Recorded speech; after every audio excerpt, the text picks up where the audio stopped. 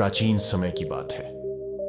एक समुद्र के किनारे एक गुरु अपना आश्रम बनाकर रहा करते थे। हजारों शिष्य उनसे ज्ञान ग्रहण करने के लिए दूर दूर से उनके पास आकर रहते थे। गुरु का ज्ञान देने का तरीका भी बहुत ही अनूठा था। शुरुआत में वो अपने शिष्यों को उपदेशों के माध्यम से ज्ञान देते थे। उसके बाद वो अपने शिष्यों को उस ज्ञान का अनुसरण करने के लिए कहते थे। उस ज्ञान को अपने व्यवहारिक जीवन में उतारने को कहते थे। एक बार उस आश्रम में एक सम्राट अपने बेटे को लेकर पहुंचा।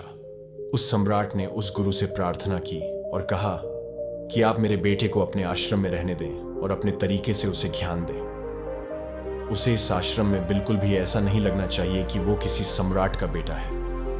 उसे बिल्कुल साधारण शिष्यों की तरह ही ज्ञान देने की कृपा करें। गुरु ने मुस्कुराते हुए कहा कि सम्राट ज्ञान इसी तरीके से लिया जा सकता है। अगर तुम अपने आप को दूसरों से महान समझोगे तो तुम ज्ञान ग्रहण नहीं कर पाओगे। अगर तुम्हें ज्ञान ग्रहण करना है तो तुम्हें दूसरों की तरह अपने आप को साधारण समझना होगा। यही ज्ञान ग्रहण करने की सबसे पहली सीढ़ी होती है। तुम निश्चिंत रहो, आज से तुम्हारे बेटे की जिम्मेदारी मेरे कंधों पर है। ये कहकर गुरु सम्राट के बेटे को अपने साथ लेकर समुद्र के किनारे टहलने के लिए निकल गए।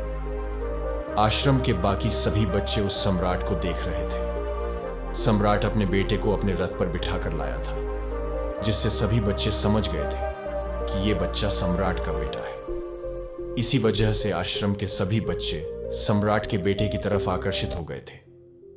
जब गुरु सम्राट के बेटे को लेकर समुद्र पर टहल रहे थे तो सम्राट का बेटा अचानक फूट फूट कर रोने लगा, क्योंकि अभी वो सिर्फ 12 वर्ष का था और 12 वर्ष की आयु में उसके पिता उसे अपने से दूर करके चले गए थे। वो बच्चा सहन नहीं कर पा रहा था। वो नहीं समझ पा रहा था कि उसके पिता उसकी भलाई के लिए उसे उस गुरु के पास करके गए हैं। उसे रोते हुए देखकर गुरु ने कहा कि बेटा, मैं तुम्हें चुप नहीं कराऊंगा। हो सकता है कि आज मैं तुम्हारे आंसू पोंछ दूं, लेकिन कल तुम फिर अपने आप को अकेला पाओगे। याद रखना, जीवन में इंसान अकेला आता है और अकेला ही जाता है।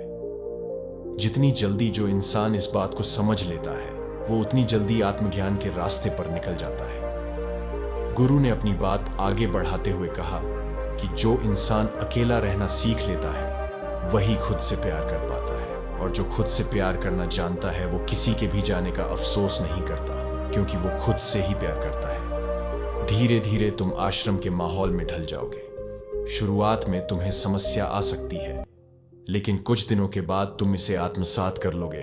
उसके बाद तुम्हें यही जगह बहुत अच्छी लगने लगेंगी। बहुत गौर से देखना है, हर गतिविधि देखनी है, और उस बाज को देखने के बाद अगले दिन अगर तुम उस बाज की खूबियां मुझे बता पाए तो मैं तुम्हें तुम्हारे राजमहल वापस भिजवा दूंगा। और हां, सुबह आने से पहले एक बात पर और ध्यान देना है। एक चरवाहा यहां पर अपनी बकरियों को चराने के लिए आता है। तुम्हें उन बकरियों की गतिविधियां भी देखनी है। याद रखना, बाज की गतिविधि रात को और बकरियों की गतिविधि सुबह। अगर तुम दोनों की गतिविधि ध्यान से देखकर मुझे बता पाए तो तुम इस आश्रम से हमेशा के लिए आजाद हो जाओगे। तुम्हारा ज्ञान पूरा हो जाएगा। मैं तुम्हारे पिता को कह दूंगा कि यह बच्चा हमारे आश्रम का सबसे ज्ञानी बच्चा है। ये कहकर गुरु अपने आश्रम में वापस लौट आए और वो बच्चा वहीं पर उस चट्टान के पीछे रुका हुआ उस बाज का इंतजार करने लगा। काफी वक्त बीत जाने के बाद वहां पर एक बाज अपने बच्चों के साथ पहुंचा। सम्राट के बेटे ने पूरी रात उस बाज की गतिविधि बहुत ध्यानपूर्वक देखी, और सुबह होने के बाद जब चरवाहा वहां पर अपनी बकरियों को लेकर पहुंचा तो उसने एक अभूतपूर्व दृश्य देखा। उसने देखा कि वो बाज बकरी के एक मेमने को अपने पंजों में दबाकर आसमान में चला गया। उसने उस बकरी के बच्चे का शिकार कर लिया था। ये सारा दृश्य देखकर वो बच्चा आश्रम में वापस अपने गुरु के पास पहुंचा। इससे पहले कि गुरु उससे कुछ पूछते, उसने गुरु को प्रणाम करते हुए कहा कि गुरुदेव, अब आश्रम के सभी बच्चों को यहां पर बुला लीजिए। मैं सब लोगों को बताना चाहता हूं कि मैंने क्या देखा। जब आश्रम के सभी बच्चे वहां पर पहुंच गए तो सम्राट के बेटे ने कहना शुरू किया कि मैंने अपने जीवन में बहुत से पक्षियों को देखा है, लेकिन बाज उन सभी पक्षियों में से सबसे अद्भुत और सबसे अलग होता है। उदाहरण के लिए एक तोता हम सभी ने देखा है। तोता बोलता तो बहुत है, लेकिन कभी ऊंचा आसमान में नहीं जा पाता। लेकिन एक बाज जो कि हर समय शांत रहता है वो आकाश को भी छू सकता है। उसमें आकाश को छू लेने का सामर्थ्य होता है। जब भी एक बाज अपने शिकार को निश्चित कर लेता है तो वह उसी शिकार पर अपनी नजरें लगाए रहता है, चाहे वह कितनी भी ऊंचाई पर क्यों ना हो, चाहे कितना भी खतरनाक तूफान क्यों ना आ जाए, लेकिन उसकी नजर हमेशा अपने लक्ष्य पर स्थिर रहती है। आज सुबह जिस बाज को मैंने देखा, उसने सारी बकरियों को अपना शिकार नहीं बनाया, बल्कि उस बकरी के झुंड में से उसने उस बकरी के मेमने को अपना शिकार बनाया। पहली बात, उस बाज की तरह हमें भी अपना ध्यान अपने एक ही लक्ष्य पर स्थिर रखना चाहिए, चाहे कितनी भी रुकावट क्यों ना आए। हमें अपना लक्ष्य स्पष्ट दिखाई देना चाहिए, पर पूरी एकाग्रता के साथ ध्यान देना चाहिए। तीसरी बात जो मैंने उस बाज से सीखी और जो हम सभी को सीखनी चाहिए वह यह है कि बाज कभी भी दूसरे पक्षी के साथ नहीं रहता। वह हमेशा आकाश में अकेला रहता है। बहुत गौर से देखना है, हर गतिविधि देखनी है, और उस बाज को देखने के बाद अगले दिन अगर तुम उस बाज की खूबियां मुझे बता पाए तो मैं तुम्हें तुम्हारे राजमहल वापस भिजवा दूंगा। और हां, सुबह आने से पहले एक बात पर और ध्यान देना है। एक चरवाहा यहां पर अपनी बकरियों को चराने के लिए आता है। तुम्हें उन बकरियों की गतिविधियां भी देखनी है। याद रखना, बाज की गतिविधि रात को और बकरियों की गतिविधि सुबह। अगर तुम दोनों की गतिविधि ध्यान से देखकर मुझे बता पाए तो तुम इस आश्रम से हमेशा के लिए आजाद हो जाओगे। तुम्हारा ज्ञान पूरा हो जाएगा। मैं तुम्हारे पिता को कह दूंगा कि यह बच्चा हमारे आश्रम का सबसे ज्ञानी बच्चा है। ये कहकर गुरु अपने आश्रम में वापस लौट आए और वो बच्चा वहीं पर उस चट्टान के पीछे रुका हुआ उस बाज का इंतजार करने लगा। काफी वक्त बीत जाने के बाद वहां पर एक बाज अपने बच्चों के साथ पहुंचा। सम्राट के बेटे ने पूरी रात उस बाज की गतिविधि बहुत ध्यानपूर्वक देखी, और सुबह होने के बाद जब चरवाहा वहां पर अपनी बकरियों को लेकर पहुंचा तो उसने एक अभूतपूर्व दृश्य देखा। उसने देखा कि वो बाज बकरी के एक मेमने को अपने पंजों में दबाकर आसमान में चला गया। उसने उस बकरी के बच्चे का शिकार कर लिया था। ये सारा दृश्य देखकर वो बच्चा आश्रम में वापस अपने गुरु के पास पहुंचा। इससे पहले कि गुरु उससे कुछ पूछते, उसने गुरु को प्रणाम करते हुए कहा कि गुरुदेव, अब आश्रम के सभी बच्चों को यहां पर बुला लीजिए। मैं सब लोगों को बताना चाहता हूं कि मैंने क्या देखा।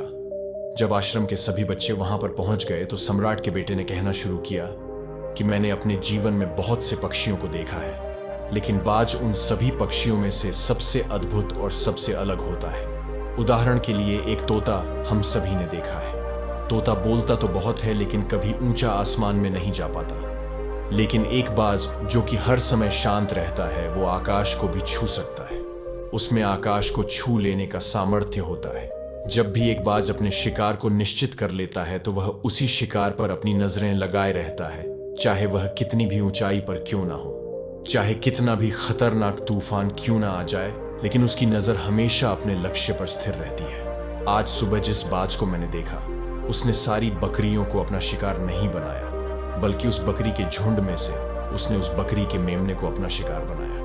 पहली बात, उस बाज की तरह हमें भी अपना ध्यान अपने एक ही लक्ष्य पर स्थिर रखना चाहिए, चाहे कितनी भी रुकावट क्यों ना आए। हमें अपना लक्ष्य स्पष्ट दिखाई देना चाहिए, पर पूरी एकाग्रता के साथ ध्यान देना चाहिए। तीसरी बात जो मैंने उस बाज से सीखी और जो हम सभी को सीखनी चाहिए वह यह है कि बाज कभी भी दूसरे पक्षी के साथ नहीं रहता। वह हमेशा आकाश में अकेला रहता है। इससे हमें यह सीख लेनी चाहिए कि हमें कभी भी छोटी सोच वाले लोगों के साथ नहीं रहना चाहिए। आखिरकार हम भी वही बन जाते हैं जिनके साथ हम रहते हैं। इसीलिए या तो महान सोच वालों के साथ रहो या फिर अकेले, क्योंकि जब हम अकेले रहते हैं तभी हम खुद की ताकत और खुद की कमजोरियों को जान पाते हैं। कमजोरियों को जानकर उनको दूर कर सकते हैं और अपनी ताकत को जानकर उसका सही इस्तेमाल कर सकते हैं। लेकिन वो तभी संभव होगा जब हम अकेले रहना सीखेंगे। चौथी सीख जो हमें एक बाज से लेनी चाहिए कि एक बाज हमेशा अपनी सीमाओं से ऊपर रहता है। जब तूफान आता है तो हर एक पक्षी अपने घोंसले की तरफ भागता है, खुद को छुपाने की जगह ढूंढता है, लेकिन बाज ऐसा कुछ भी नहीं करता। वो खुद की सीमाओं को हटाकर बादलों से भी ऊपर जाने का प्रयास करता है। हवाएं उससे धक्का मारती हैं पंख उसके भारी हो जाते हैं। पानी और धूल की वजह से कुछ दिखाई नहीं देता, लेकिन वो फिर भी आसमान की तरफ जाता रहता है और अंततः बादलों से भी ऊपर निकल जाता है और वहां तब तक ऊपर जाता रहता है जब तक मौसम ठीक नहीं हो जाता। अपनी सीमाओं को सिर्फ इसलिए हटा पाता है क्योंकि वो समस्या के आने पर घबराता नहीं है, उसे डर कर बचने का प्रयास नहीं करता, बल्कि एक सकारात्मक नजरिए के साथ उसका सामना करता है। जीवन में चाहे कितनी भी रुकावटें क्यों ना आए, हमें उन रुकावटें को हराना चाहिए, न कि उनसे डर कर कहीं छुप कर बैठना चाहिए। बहादुर तो वो लोग होते हैं जो तूफानों से टकरा जाते हैं। कायर तो अपने घर में, अपने घोंसले में, अपनी जगह में आराम से बैठ जाते हैं। पांचवी बात जो हमें एक बात से सीखनी चाहिए कि बाज कभी भी अपने घोंसले में घास के कोमल तिनके नहीं रखता। जो तिनके कोमल होते जाते हैं वो उन्हें निकाल कर फेंकता रहता है। उसी तरह चाहे कितनी भी आरामदायक जिंदगी आपको मिली हो, लेकिन उस आराम से ऊपर उठकर अपने आलस्य को हटाकर जीवन में मेहनत करते रहना चाहिए। जीवन में पसीना बहाना चाहिए, शारीरिक मेहनत करनी चाहिए। अपने घोंसले से कोमल तिनके उठाकर फेंक दो और आज ही अपने आलस्य को हटाकर निकलो। हर दिन अपने आप को चुनौतियां दो, हर दिन मुश्किलों का सामना करो, क्योंकि वही मुश्किलें तुम्हें मजबूत बनाएंगे। जंगल के राजा शेर को भी झुंड बनाकर शिकार करते हुए देखा जा सकता है, लेकिन बाज हमेशा अकेला शिकार करता है, क्योंकि वह जानता है कि झुंड में रहना हौसला तो देती है मगर साहस छीन लेती है। आदमी को हमेशा अकेले ही आगे जाना होता है। यही कारण होता है कि वह जल, थल और नभ सभी जगह पर अपने शिकार का परचम लहरा सकता है। बाज की उम्र लगभग 70 साल की होती है, लेकिन 40 साल में ही उसका शरीर पुराना हो जाता है। नाखून उसके पैरों में ढंसने लगते हैं, पंख उसके शरीर में चिपक जाते हैं, उसकी चोंच खराब हो जाती है, उसका शरीर भारी हो जाता है। ऐसी स्थिति में शिकार करना तो क्या, जीने की भी हालत नहीं रहती उसकी। ऐसे में उसके पास सिर्फ 2 विकल्प होते हैं। पहला, या तो वह खुद की इस अवस्था को स्वीकार कर ले और भूखा प्यासा मर जाए, किसी दूसरे जानवर का शिकार बन जाए, और दूसरा विकल्प यह होता है कि वह 6 महीने एक बहुत ही दर्दनाक प्रक्रिया से गुजरे और खुद को फिर से पहले जैसा मजबूत बना ले। लेकिन बाज दूसरा विकल्प चुनता है। इसके लिए वह खुद को एक बहुत ही ऊंचे चोटी पर ले जाता है, जहां वह पहले अपने सारे पंख खींच खींच कर निकालता है और फिर चट्टान पर पैर मार मार कर अपने पंजे को उतर देता है। उसके बाद उसी चट्टान पर अपनी चोंच को पटक पटक कर पुराना हिस्सा निकाल देता है और इस लहूलुहान अवस्था में खुद को दूसरे जानवरों से छुपाता फिरता है। अगले 6 महीने तक वो इसी दर्दनाक प्रक्रिया से गुजरता है और इंतजार करता है नए चोंच, नए पंखों का। तब फिर वो अपनी नई जिंदगी शुरू करता है और निकल जाता है अपने शिकार पर और अगले 30 सालों तक फिर से राज करता है। इसीलिए समय आने पर हमें भी अपनी पुरानी आदतों को त्यागना होता है और कुछ नया सीखना होता है। समय के साथ बदलना होता है, अपने आप को तैयार करना है, वरना हमारा भी शिकार हो सकता है, हम भी पीछे रह सकते हैं। इसके बाद सम्राट के बेटे ने बकरी की विशेषता बताते हुए कहा कि बकरी हमेशा झुंड में चलती है। उन्हें झुंड में एक साथ चलने से हिम्मत मिलती है, लेकिन जैसे ही उन पर शिकार होता है वैसे ही वो बकरियां तितर बितर हो जाती। उस पूरी बकरियों में से एक भी बकरी अपने साथी की मदद करने के लिए वापस नहीं लौटती। इससे हमें यह सीख मिलती है कि हमारे साथ कितने भी लोग हों, किसी पर भी यकीन नहीं करना। यकीन करना तो खुद पर करना, क्योंकि बुरा समय आने पर वह बकरी तितर बितर हो जाएगी, आपको पता ही नहीं चल पाएगा। गुरु को प्रणाम करते हुए सम्राट के बेटे ने अपने गुरु से कहा कि गुरुदेव, अगर मुझसे कोई सीख रह गई हो तो कृपया करके आप बताने की कृपा करें। गुरु ने सभी बच्चों को संबोधित करते हुए कहा कि ये सभी बातें जो अभी इस बच्चे ने बताई है सब सही है, लेकिन ये सारी खूबियां आप लोगों में तभी पैदा हो पाएगी जब आप अकेले रहने का अभ्यास करेंगे। आपने देखा होगा कि बाज कभी भी किसी दूसरे पक्षी के साथ नहीं रहता, ना ही किसी के साथ अपनी दोस्ती बनाता है। वो आसमान में अकेला रहता है और अकेला रहने की वजह से वो अपनी ताकत और अपनी कमजोरियों को जान पाता है। इसके बाद गुरु ने अपनी बात खत्म करते हुए कहा कि मैं आज रात इस सम्राट के बेटे को इसके राजमहल में पहुंचाने के लिए जा रहा हूं, क्योंकि इसकी सीख यहां पर पूरी हो गई है। और ये कहकर गुरु सम्राट के बेटे को राजमहल की तरफ ले जाते हैं। तो दोस्तों, ये थी आज की कहानी। अगर वीडियो और कहानी अच्छी लगी हो तो वीडियो को लाइक करके चैनल को सब्सक्राइब जरूर करें, ताकि हम आपके लिए और इंस्पिरेशनल और मोटिवेशनल कहानियां लेकर आते रहें। तब तक के लिए इजाजत दें। नमो बुद्धाय।